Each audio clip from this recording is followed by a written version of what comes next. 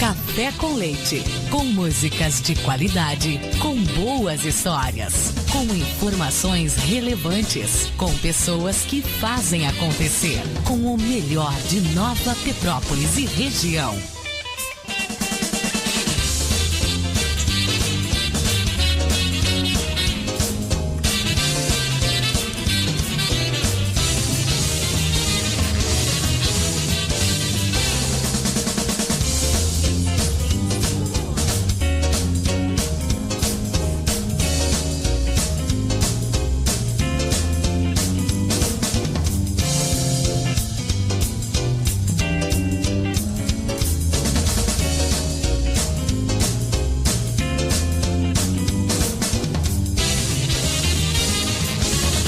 Agora são 8h24, estamos de volta ao nosso Café com Leite desta segunda-feira, dia 7 de setembro de 2020.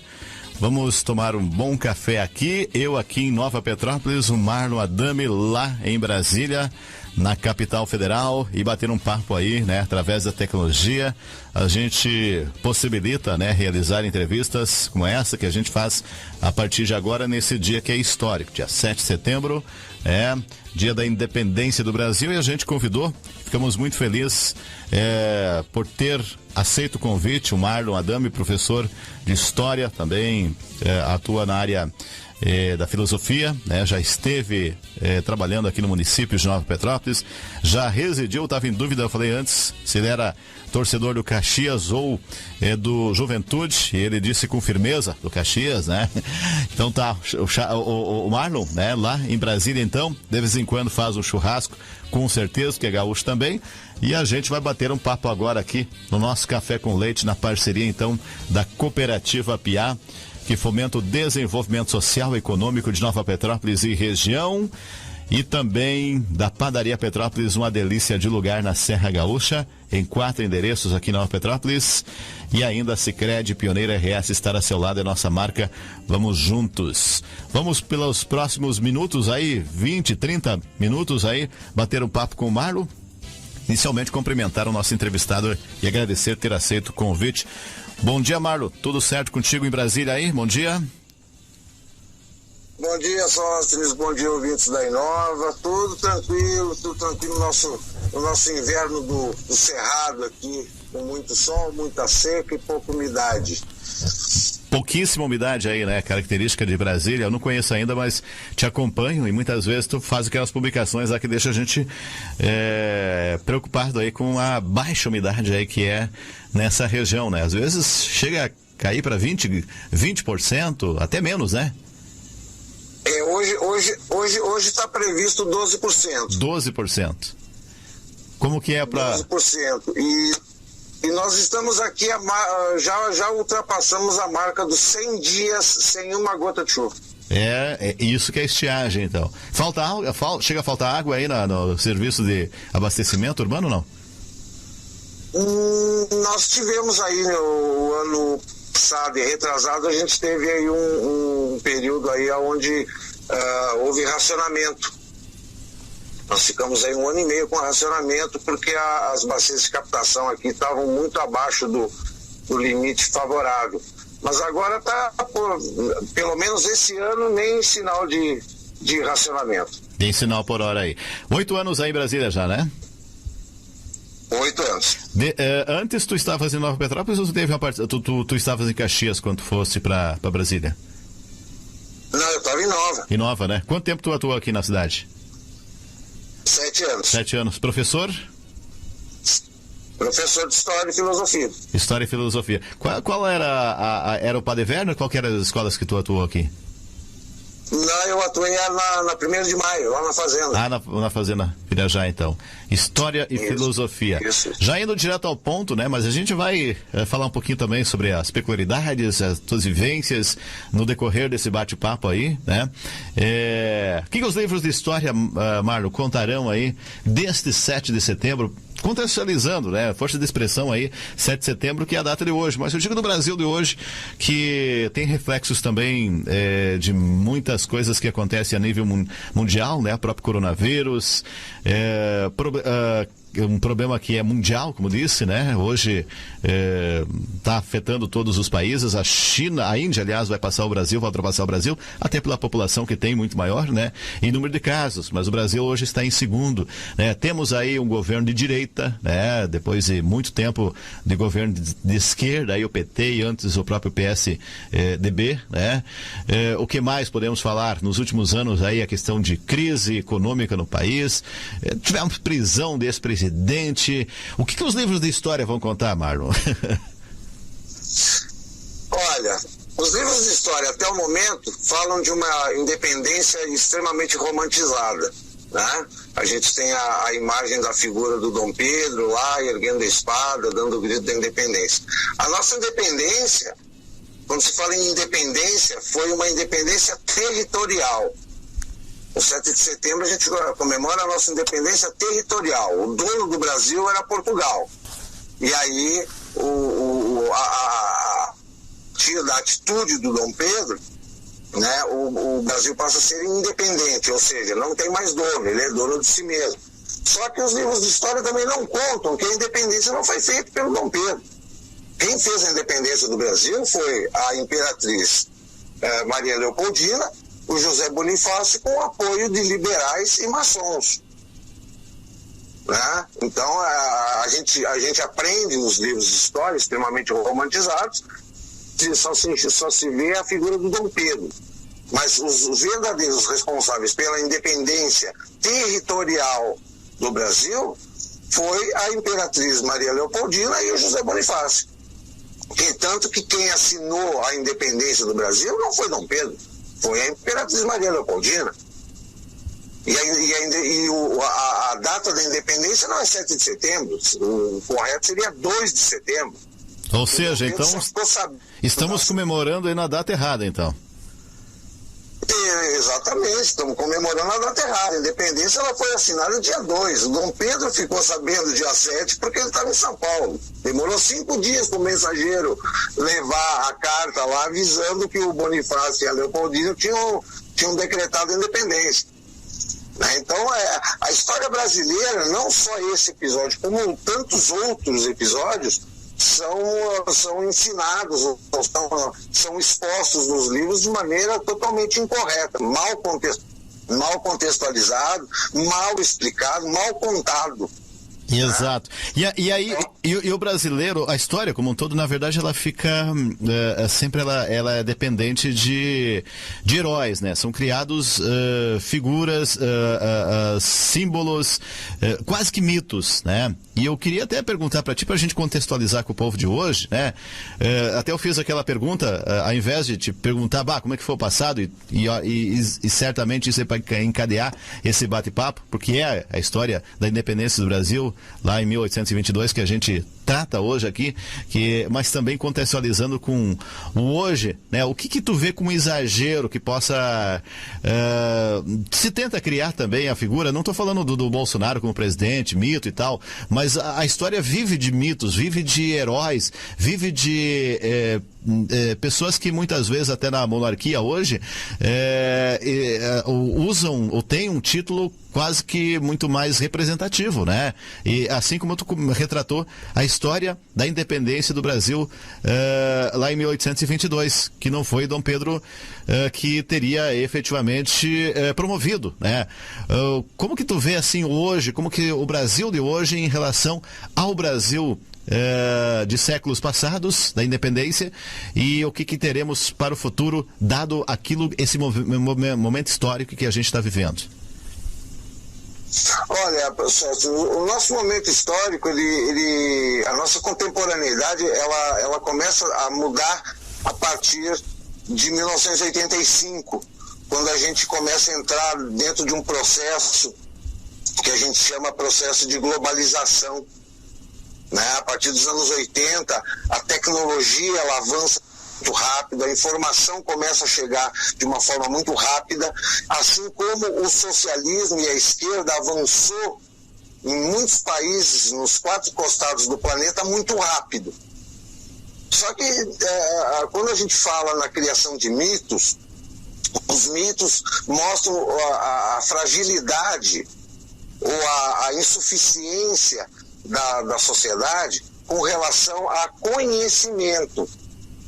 Acredita em mitos, ou seguem mitos, ou se fortalecem os mitos, uma sociedade que tem um baixo nível de conhecimento sobre o assunto que ela quer se envolver. Então, aí surgem os mitos. Ou seja, a gente sai de uma pauta extremamente racional, né? Porque política, tu estuda política, tu estuda a relação econômica e política de um país para forjar um conhecimento a respeito daquela pauta para poder participar dela. O brasileiro, como não tem conhecimento, não tem a mínima noção do que seja a política e a realidade do país em que vive, ele passa a depositar a sua fé quase que religiosa em mitos, em figuras que são criadas mais através dessa nossa mídia de massa, seja ela internet, jornal, televisão, rádio, ou tantas outras ferramentas. E a razão e o conhecimento, ela passa a ser um coadjuvante. E nós estamos vivendo esse momento onde a propaganda, a falta de conhecimento e a mídia, ela encaminha a sociedade como se a sociedade fosse um rebanho de ovelha. Ó, a comida está lá, agora nós vamos para a direita. Não está mais nesse lado, está nesse, vamos para o outro lado.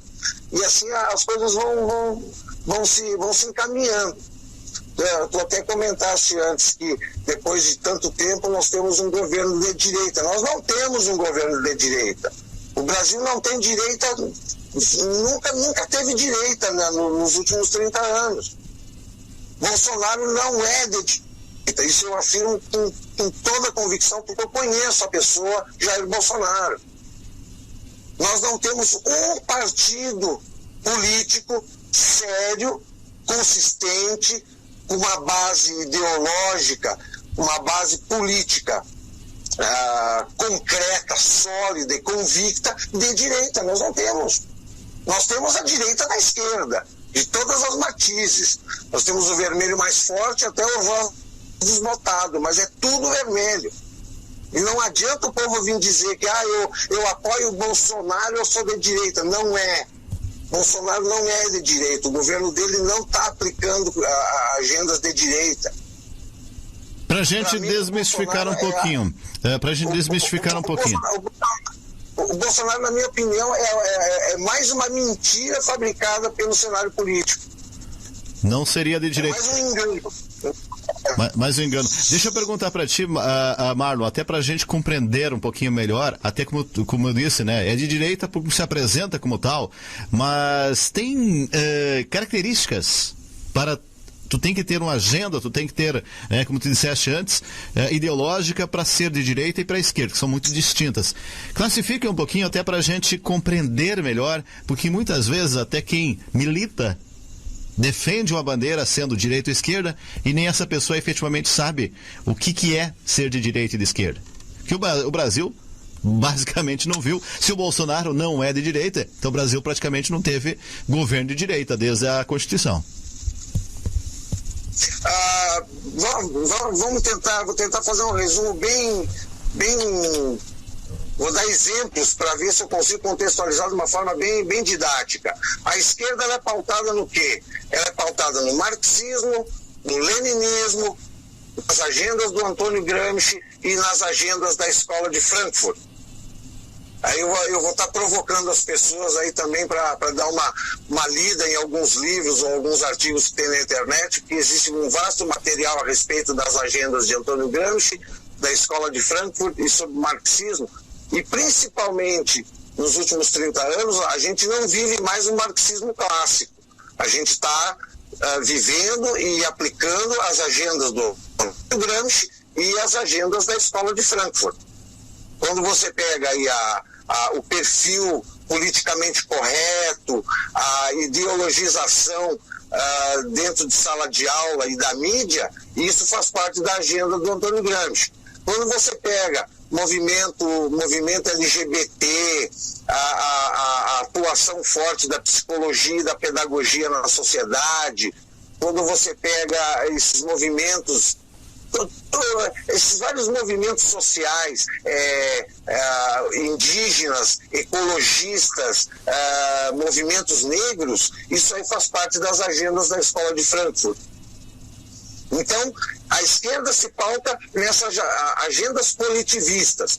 Ou existe um coletivo que age dentro da sociedade, ou a sociedade parece não ter representação alguma, sendo que a sociedade ela é formada por indivíduos. O individual, uma pessoa mais uma pessoa, vai somando e vai formando a sociedade.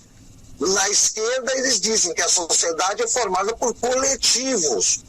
Por isso que hoje nós temos mais de 15 mil sindicatos, mais de 50 mil associações, mais de, sabe-se lá, milhares de coletivos atuando nas mais diversas áreas da sociedade. A direita ela preza o indivíduo ou o individual, ela preza um modelo econômico não coletivista, não socialista,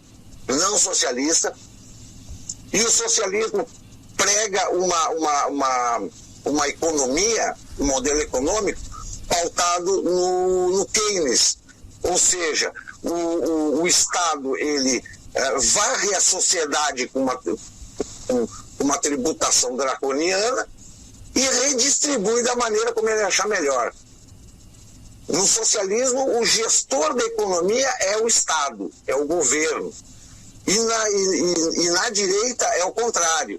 A iniciativa privada fomenta a economia, o individual ou o indivíduo é o principal elemento da sociedade. Se nós temos um indivíduo forte, um indivíduo preparado, um indivíduo com conhecimento, ele vai somando-se a vários indivíduos com as mesmas características, formando uma sociedade forte, uma sociedade capaz de ter um país em desenvolvimento. Tá? Todo partido que tem a letra S na sua sigla, PSDB, PSC, PSD, tudo que tenha o S de social é partido de esquerda.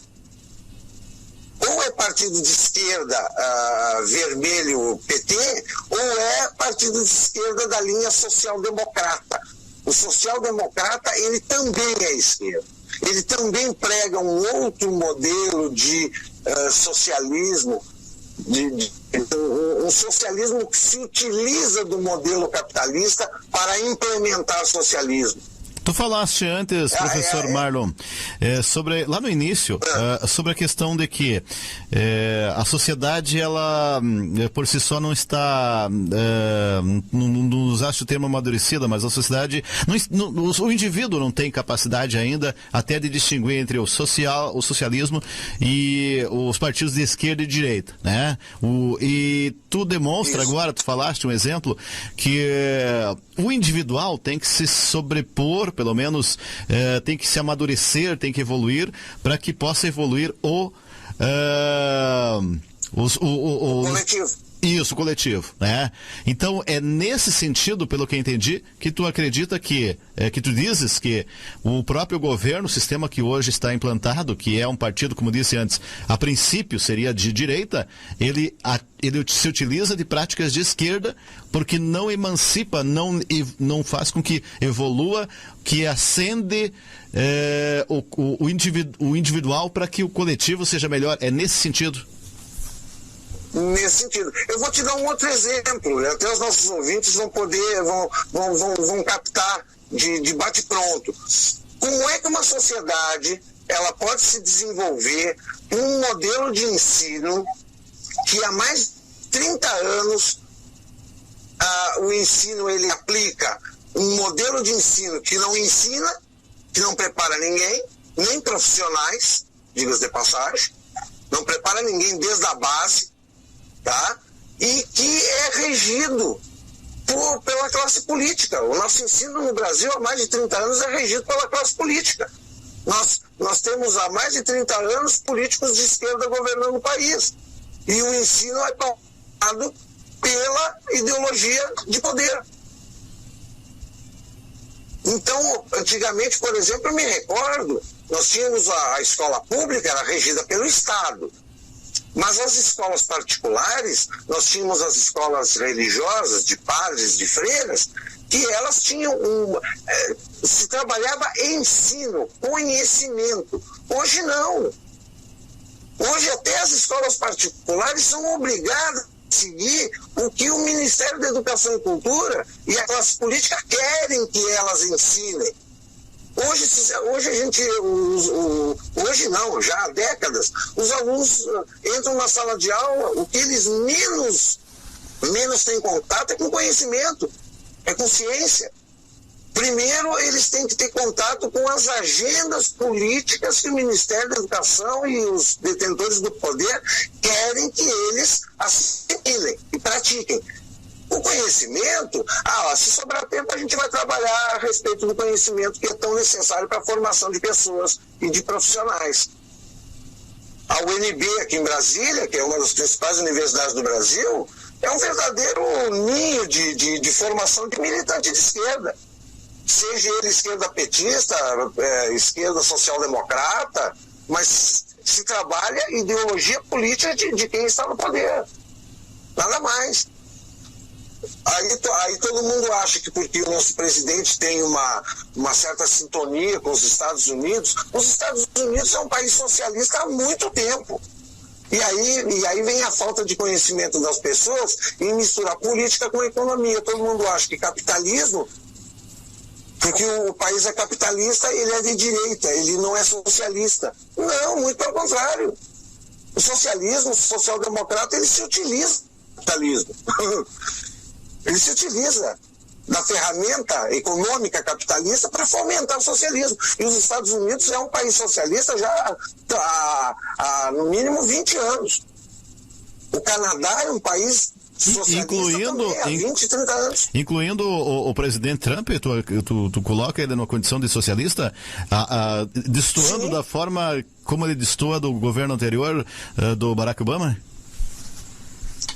A questão é a seguinte, não é porque o Trump e o Bolsonaro, porque o Bolsonaro é uma cópia mal acabada do Trump, né? Não é porque o Bolsonaro e o Trump eles são contra movimento LGBT, contra movimento racista, contra drogas, contra feminismo, que eles são de direita. Eles discordam de alguns pontos do programa de esquerda socialista. Mas no restante, eles aplicam as agendas de esquerda tanto quanto. Não tem diferença nenhuma. Eu vou te dar um exemplo. O Bolsonaro, eu sou de direita, mas ele fechou aquela porcaria daquele Ministério da Mulher e da Família e de Direitos Humanos? Não.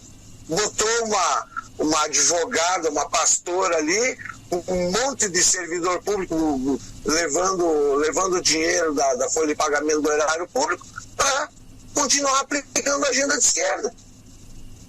O Ministério da Mulher, da Família e dos Direitos Humanos só aplica a agenda de esquerda.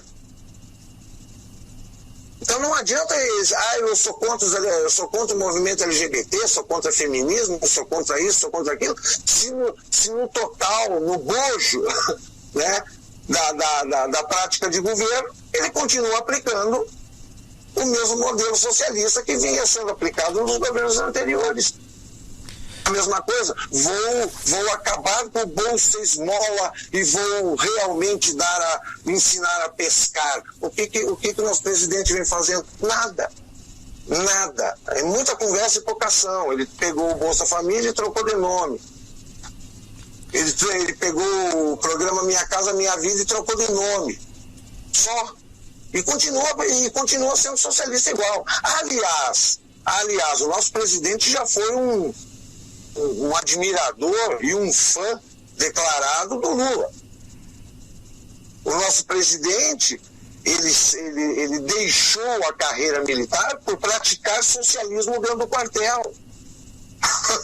Então é meio complicado, é aquela coisa, as pessoas não têm conhecimento, não vão mais a fundo para conhecer realmente as pessoas que têm a intenção de governar um país e acabam caindo nas ditas fake news, que não deixam de ser o quê? Mentiras, boatos. Apenas um... É aquela coisa, tu muda o nome de alguma coisa e acha que é novo. Não, não é novo.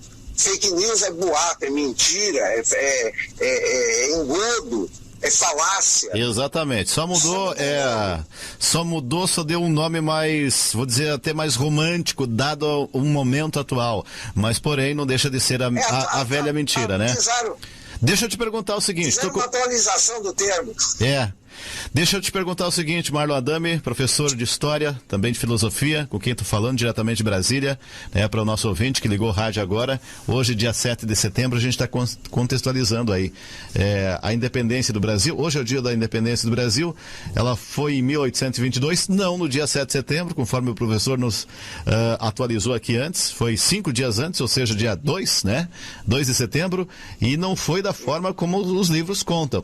E também, Marlon, a gente vê muitas vezes as revoluções, esse próprio momento aí da independência do Brasil, que é a separação da coroa portuguesa, como algo que parece legítimo da população, ou seja, não que seja ilegítimo, mas não era da população da classe pobre, e sim uma classe média alta. É assim sempre, é quem comanda, e isso é característica de que tipo de governo necessariamente, né? É um governo mais socialista, o governo mais de direita, ele é um pouco mais autêntico, menos fake, por assim dizer, né? E quando eu digo socialista, eu não estou falando o PT ou o PSDB, eu estou falando alguém que se utiliza das ferramentas da agenda socialista. Para contextualizar, hoje temos aí um comando mundial, praticamente, que é da China. Tudo vem lá, é a indústria do mundo. E lá é a prática do comunismo. Mas, basicamente, o sistema de competição, ele é capitalista, mas do ponto de vista se aproveita nesse sentido para poder crescer, evoluir, né, a 2 dígitos, normalmente, né, há muito tempo, e competir e fazer praticamente refém o mundo inteiro, porque e nesse aspecto também não dá para dizer que fomos pegos aí de calças curtas, não. Cada um sabia onde estava investindo. Quando o Brasil não tem condições ou opta por importar tudo da China, né, abrir mão de fortalecer a sua indústria, ele sabe no que está se metendo, ou não, professor? Vamos contextualizar um pouquinho também nesse aspecto aí, do ponto de vista das revoluções, das revoltas, das mudanças de governo e o que temos nesse cenário atual, pode ser?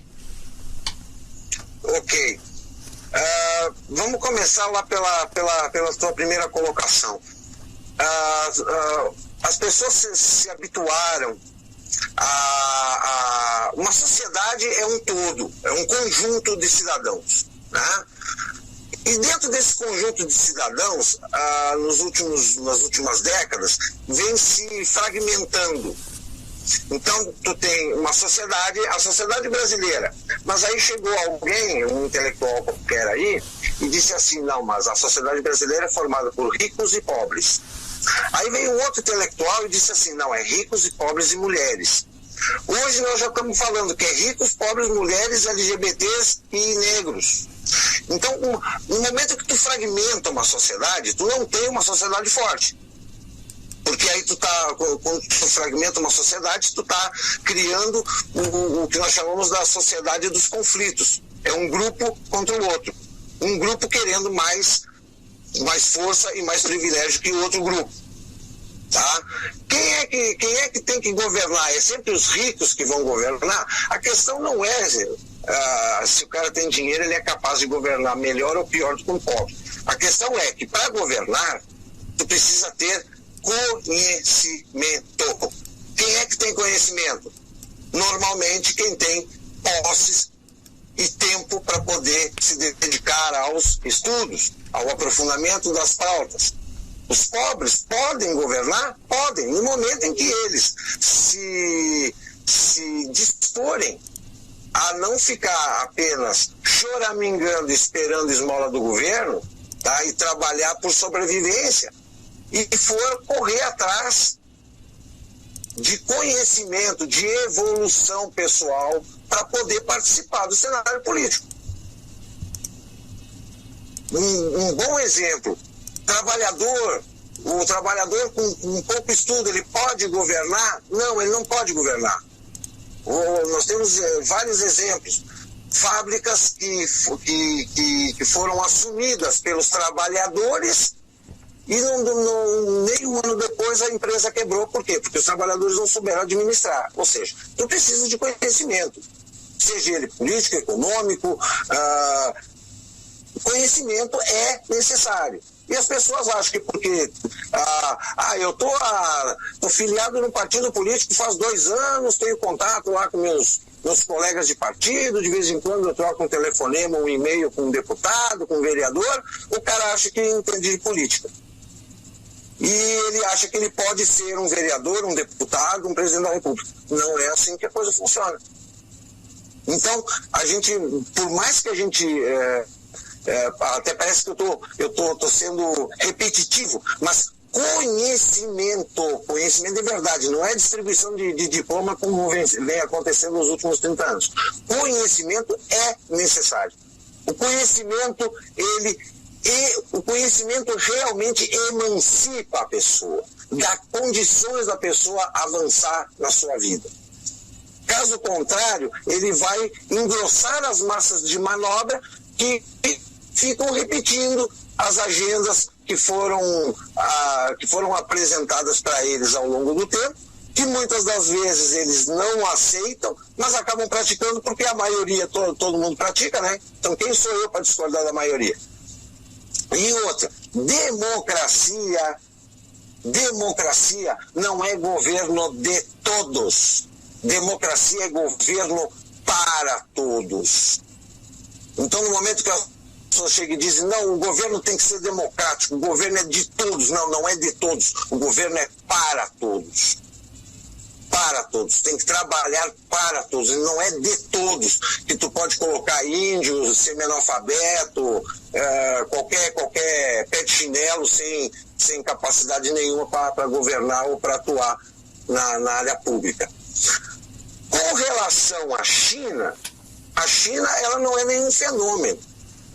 A China, assim como a Rússia, ambos foram os 2 principais exemplos do que a gente chama de socialismo tradicional, o socialismo revolucionário, linha dura, e que, assim como a Rússia não deu certo, a China também não deu certo, só que os chineses, por eles terem uma capacidade, uma população gigantesca e uma capacidade de produção ímpar no planeta, tanto de produção quanto de consumo, eles conseguiram praticar capitalismo, eles praticam capitalismo economicamente falando, e politicamente eles continuam sendo comunistas. E se a gente for observar, em menos grau ou menos explícito, os Estados Unidos fazem a mesma coisa, o Brasil faz a mesma coisa, a França faz a mesma coisa, a Alemanha faz a mesma coisa. Ou seja, o modelo de socialismo que vem sendo desenvolvido nos últimos 30 anos não é mais aquele socialismo clássico, revolucionário do Lenin, do Stalin, das revoluções armadas, de guerrilha. Não, é a revolução que é a política comunista censora, dura, controladora, mas com um capitalismo que é aquela coisa, eu dou o doce com uma mão e tiro com a outra. O socialismo chinês é assim, eles dão o doce no momento que a pessoa pode comprar um carro, pode comprar o seu apartamento, não fica dependente em 100% do Estado. Mas, ao mesmo tempo, eles tiram o doce com a outra mão. Por quê? Porque é uma sociedade censora, reguladora, ela é controladora. E hoje, todo mundo fala, eu sou livre. Não, nós não somos mais livres há muito tempo. Começando pelo fato de que a própria tecnologia tirou a liberdade das pessoas. A própria tecnologia. O mau uso dela, principalmente. Porque no momento que tu expõe a tua vida, o teu dia a dia numa rede social, ou no momento em que tu está ali conectado em algum aplicativo, a tua liberdade foi para o espaço, está sendo controlado por alguém, seja pela operadora de celular, seja pelo governo, pela ABIN, seja pela Polícia Federal, seja pelos entes, a gente chama os entes fantasmas, né? Porque tem o Google, por exemplo. O Google, ele tem conhecimento e ele controla as pessoas de uma forma tão subliminar que as pessoas não notam. Eu dou exemplo até, Marlon. Vai no Google, faz uma pesquisa sobre pneu. Se for no Google e fizer uma pesquisa sobre pneu, 5 minutos depois tu está recebendo propaganda de pneu nas suas páginas, por e-mail, tu acessa o site, só aparece propaganda de pneu. Isso é controle. Até porque, isso é controle de massa. Até porque ali seria tão somente uma oferta, por assim dizer, de um produto. Mas aquilo que tu procuras pesquisar, ou tu tem uma ideologia próxima, seja do qual for, né? Um exemplo bem claro, eu gosto de astronomia.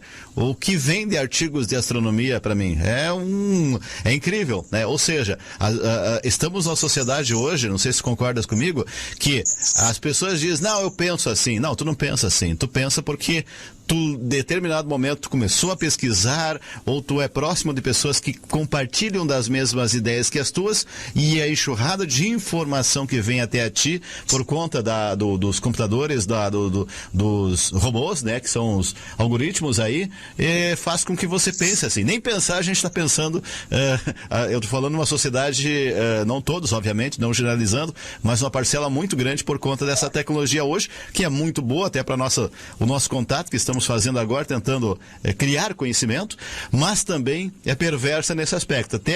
Acho que até a nossa forma de pensar está sendo induzida, né, por conta da tecnologia. Concordas?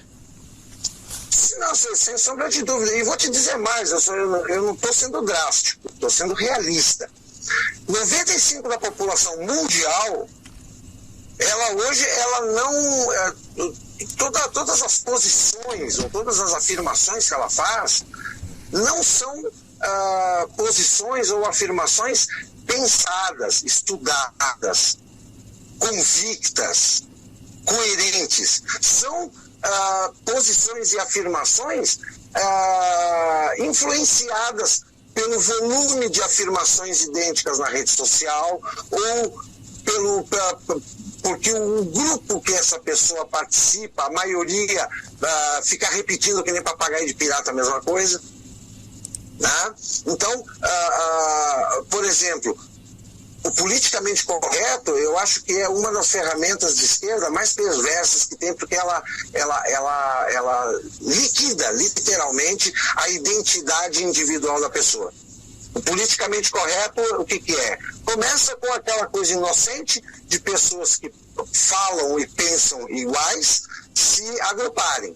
E aquele que não concordar com elas, ele é alijado do grupo. E aí vem aquela coisa, todo politicamente correto fala que ele está aberto ao debate, mas o debate do politicamente correto é o outro concordar com ele, porque se ele discordar, ou se ele botar o politicamente correto de saia justa, ele vai ser taxado, rotulado de dono da verdade, sabichudo, de qualquer coisa, mas não vai haver debate, porque o politicamente correto ele não sabe debater, ele sabe falar e ter a concordância do outro lado e vice-versa. Tu pode ver, dois políticos corretos jamais irão brigar, porque o diálogo deles é um fala, o outro concorda e vice-versa. Exatamente. Essa ferramenta de esquerda, eu acho que é a mais perversa, porque acaba com a identidade da pessoa totalmente. Outra coisa, não sei se tu reparou, Sócias, que até parece um vício de linguagem. Se tu pegar 100 pessoas, 99 delas vão começar uma frase com o verbo achar. Eu acho que todo mundo, ninguém mais tem certeza de nada hoje em dia. É verdade. Todo mundo só acha. Todo mundo acha, mas ninguém tem certeza. é uma coisa que deixa claro a falta de conhecimento e a falta de identidade da pessoa, porque a pessoa não afirma, ela só acha. Ela não tem certeza de nada, ela só fica achando. Eu sempre falo, quem conversa comigo, que me conhece, sabe, eu raramente uso o verbo achar. Ou eu sei ou eu não sei. Se eu sei, eu afirmo. Se eu não sei, eu fico quieto e vou correr atrás da informação. Exatamente. Vou correr atrás do conhecimento. Agora, as pessoas hoje se acham no direito, porque elas acham que isso é democrático, é para ver que nós também não sabemos o que é ser democrático, né? Elas acham que elas têm o direito de falar tudo sobre tudo, sem ter a mínima noção do assunto. Exatamente. E aí eu não englobo só, e aí eu não coloco, eu não fragmento a sociedade, não. Eu conheço muita gente com diploma de graduação, com mestrado, com doutorado, que abre a boca, tu não aproveita 5% do que ele fala. Ele quer falar um monte de coisas sobre um monte de assuntos que não domina e acaba bobagem e roubando o tempo do ouvinte. Então é muito complicado. Isso já é resultado, já é consequência de 30 anos de atuação de agendas de esquerda. E o povo fica falando, eu sou contra os LGBT, eu não aceito porque eu sou cristão, porque isso, porque aquilo. Mas e daí? E o resto? O cara é contra os LGBT porque ele é cristão e ele se diz de direita, mas em compensação ele só sabe dizer eu acho. Ou seja, está com o rótulo de politicamente correto na testa, que o politicamente correto é um cidadão de esquerda, mas ele não consegue se enxergar. Ele não tem identidade própria, ele depende de um grupo, ele depende de uma opinião de 50, 100, 200 pessoas para poder abrir a boca e dizer alguma coisa. Porque ele próprio, sem identidade, sem conhecimento, ele não consegue afirmar nada. Então, essa é a realidade que nós estamos vivendo. Ela é muito triste, ela é muito dura, e aí tu pode me vir a perguntar, e existe remédio para isso? Existe remédio, mas é um remédio muito amargo. Qual seria o remédio? Muito amargo. Qual seria o remédio? Uma ruptura total e restrita. Começando pelo sistema de ensino e o sistema de mídia. Uma ruptura total. Para tudo e vamos começar do zero. Mas é possível? É praticável isso? É praticável? De que forma? Tu acreditas? Que tu tem certeza, vou dizer. Pra gente fechar o programa. Fazer uma ruptura na formação de pessoas. Tu vai pegar esse modelo de ensino e esse Ministério da Educação e Cultura, tu vai fechar e tu vai montar um novo programa que não aplique as agendas de esquerda que vem sendo aplicado, formando pessoas que não têm capacidade, que não conseguem formar personalidade, responsabilidade e identidade própria. Todo mundo, 7 de setembro, independência do Brasil, eu sou patriota. Que patriota? Que patriota? Hoje o povo, tu pergunta pro cara, tu é patriota? Eu sou. Mas me diz uma coisa, tu moraria nos Estados Unidos? É o meu sonho de consumo. Então tu não é patriota. O patriota pensa primeiro no seu país. Depois ele vai pensar no sonho de consumo dele. O brasileiro faz o contrário, ele primeiro pensa no sonho de consumo dele, e depois ele pensa no... É a mesma coisa o nosso governo, ele, em vez de pensar na sociedade brasileira, ele está pensando em vender carne, arroz, feijão, trigo, soja para a China para ganhar dinheiro, e nós ficamos pagando uma fortuna no pacote de arroz. Isso não é patriotismo. Então tem muita coisa errada, foi ensinada errada, as concepções que foram colocadas são concepções pautadas em ideários, em ideologias, em agendas de esquerda. Eu sinto muito dizer, sócio, sabe que eu acompanho aí a realidade, o cotidiano de Nova Petrópolis, eu continuo dizendo, que a gente estando de longe, não só Nova Petrópolis, eu acompanho Caxias também, mas a gente quando está de longe e observa o cenário que a gente estava vivendo, a gente vê se a coisa vai para frente ou anda de ré sem freio. E o que eu enxergo, não só de Nova Petrópolis e Caxias, mas do estado como um todo e do país como um todo, nós estamos retrocedendo cada dia mais. O país vive um retrocesso tremendo. O país vive dentro de um cenário de enganação completo. É triste. É triste. O problema é que enquanto não houver uma ruptura e essas pessoas como eu não se juntarem, não formar um grupo forte, pautado no conhecimento, na identidade, na convicção e na responsabilidade para mudar alguma coisa, infelizmente nós vamos continuar vivendo na enganação. Exatamente. Eu sempre digo, o nosso último presidente da República, patriota, brasileiro, e que trabalhou para o país, com o país e para a sociedade, foi Getúlio Vargas. Isso já faz mais de 70 anos, né? Mais de 70 anos. Exatamente. Nós temos aí o Getúlio e os presidentes militares, que não foram lá aquelas Brastempes também. Eles não foram lá aquelas Brastempes, eles também tiveram lá os seus pecados. Por exemplo, se preocuparam muito com a economia e em combater a guerrilha de esquerda, né? Os assaltos da dona Dilma, a guerrilha do seu Genuíno, do seu Zé Dirceu, e esqueceu de blindar o sistema de ensino para que a esquerda não tomasse conta.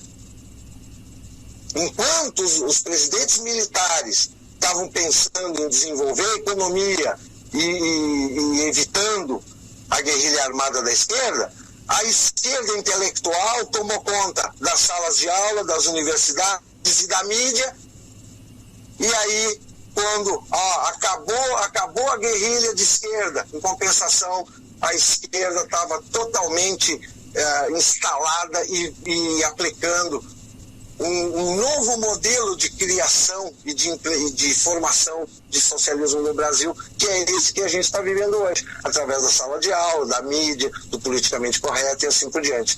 O problema é que a esquerda ela trabalha de uma forma tão lenta. A esquerda ela não trabalha a curto prazo, nem a médio, ela trabalha a longuíssimo prazo. Se tu não parar e não fizer um retrospecto de 20, 30, 40 anos, tu não consegue entender o porquê que antes era assim e hoje está assado. Porque eles trabalham muito sutilmente, de forma lenta e gradual, e sempre pautado no discurso da igualdade, da liberdade, da democracia, que hoje nós não temos liberdade nem democracia, muito menos igualdade. E não temos mais tempo. Socialismo... E não temos mais tempo também, Marlon. O assunto ele é tão amplo, né? Porque a gente pode passar o dia inteiro aqui falando. Exatamente. Vamos fazer o convite para ti aí, quando tu voltares aí para Nova Petrópolis também, né? Combinamos, vamos fazer uma presencial aqui, porque é bom a gente... Não, eu já posso te adiantar. Eu vou estar em Nova Petrópolis na segunda semana de janeiro. Perfeito. Já estás convidado aí, só confirma a data para mim, quando, obviamente, tu vai vir aí a período de férias, de viagem, enfim, né? E que certamente terá outros compromissos, já confirma aí para mim, quando vieres, né? Próximo à data, aí a melhor data, e já estás convidado para chegar aqui, tomar um café presencial aqui, e a gente adentrar nesses assuntos que são tão atuais, desde a independência do Brasil, né? Instigantes principalmente. Instigantes. É verdade. Professor Marlon Adami, muito obrigado pela atenção aí, por compartilhar um pouco desse conhecimento, dessa tua trajetória aí, que hoje estás em Brasília, mas também foste cidadão local aqui no nosso município por um bom tempo. Obrigado mais uma vez. Eu que agradeço a oportunidade, Sasha. Um grande abraço a todos. Perfeito, pessoal. 9h13. Fechamos por aqui o nosso Café com Leite desta segunda-feira, dia 7 de setembro, dia da independência do Brasil. Nosso objetivo era justamente esse: contextualizar, não somente tentar compreender os fatos do momento em que o Brasil proclamou sua independência, mas também compreender esse país que vivemos e quais são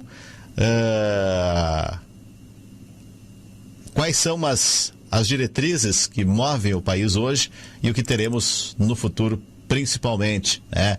Uma vez que, para a gente compreender o mundo que vivemos, temos que olhar para o passado, como fizemos aqui. E para mudar, para ter um futuro melhor, precisamos agir hoje. E como o Marlon tanto enfatizou em muitos momentos, conhecimento. E conhecimento é diferente que informação, né? Informação é aquilo que tu pode ler, e inclusive nas redes sociais vir tantas informações e pessoas que pensam parecido contigo e que aquilo, muitas vezes você conclui que, eu estou correto, é isso mesmo. Tantas pessoas pensam assim e assim está a forma correta. É bom a gente ouvir muitas vezes quem inclusive pensa diferente. Isso faz com que a gente possa adquirir mais conhecimento ou ter a certeza de que está correto. Do contrário, como disse o Marlon, se eu não sei, eu vou atrás, eu vou pesquisar. 9h14, pessoal, um grande abraço a todos. Fico por aqui com o nosso Café com Leite. Amanhã a gente retorna a partir das 8 horas da manhã.